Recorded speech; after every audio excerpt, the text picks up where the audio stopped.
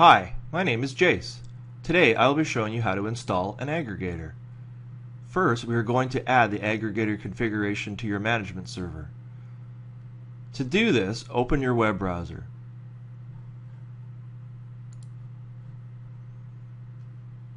Click in the address bar and type the URL to your dashboard portal.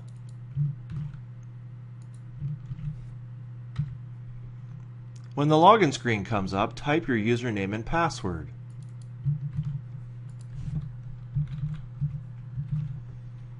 Click the login button. Now click the aggregators link. Click the Add Aggregator button. In the name field, type the name of the aggregator. In our example, we will use the name TestAg01.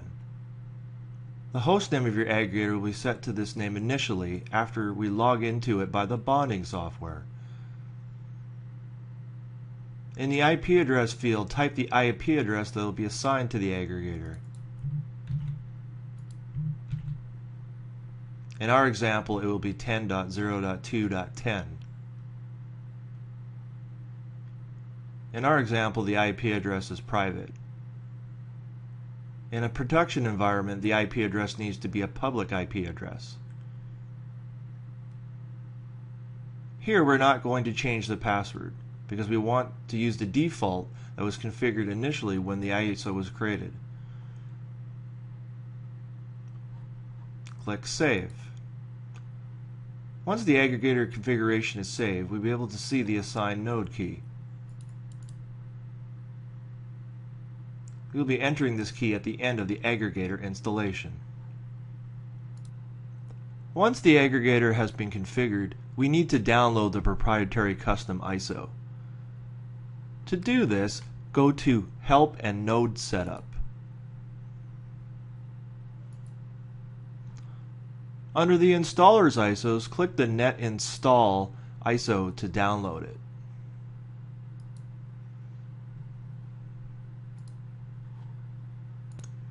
Once the ISO has been downloaded, you either can burn it to a CD or you can use software called UNetBootin to apply it to a USB thumb drive.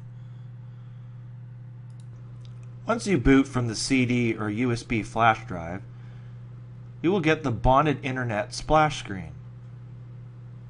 Choose serial/auto-accept-net or virtual/auto-accept-net. Serial is used for installations over serial connection using a rollover console cable. Virtual is used for installations where a VGA monitor and USB keyboard are connected. The auto-accept-net does a full automatic installation with the exception of prompting for network configuration information and bonding node key. We will choose virtual/auto-accept-net since we are using a virtual machine.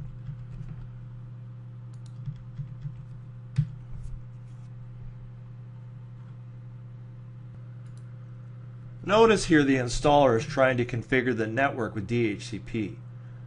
Notice that we get the error Network Auto Configuration Failed, meaning that the installer was unable to discover the network information through the DHCP protocol. If I press Enter to select to continue, we will get an option list on how to proceed with the network configuration. If I choose the Configure Network Manually option, it will prompt me for the network information.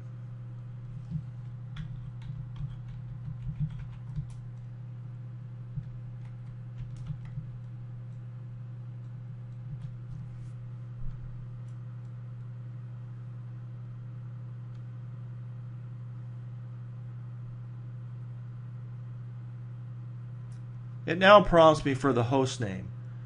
I am just going to accept the default since the bonding software will change the host name to what is in the aggregator configuration on the management server. It now prompts me for the domain name. I'm going to leave this blank since it's optional.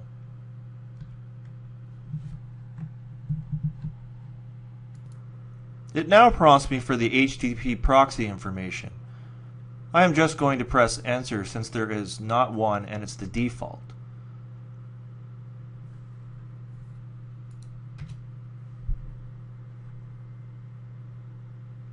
The rest of the installation is automatic until we reach the prompting of the node key. So I'm going to fast forward the video to there.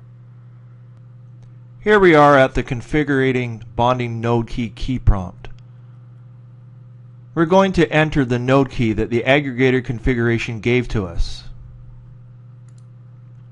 shown here.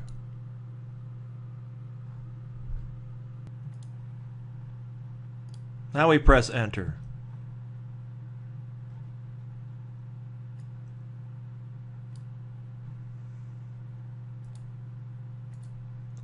The rest of the installation is automatic, so I'm going to fast forward the video to the point after the installation is complete.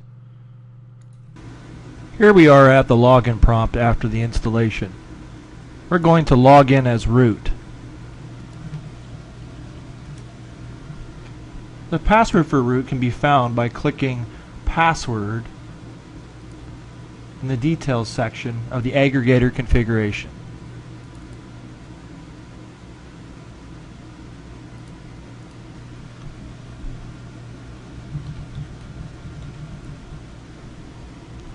That's it. We're done. Thanks for watching.